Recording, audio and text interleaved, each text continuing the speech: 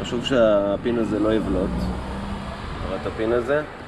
כשמתחילים לעבוד, חשוב שהוא לא יבלוט, כדי שלא יישבר, שיהיה שטוח.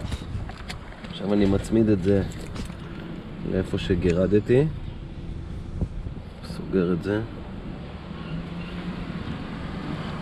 אוקיי.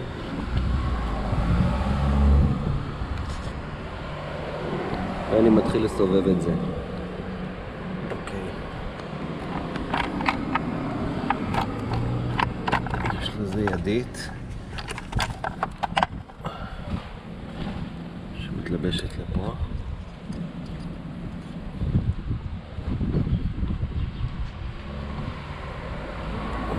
ואני מסובב.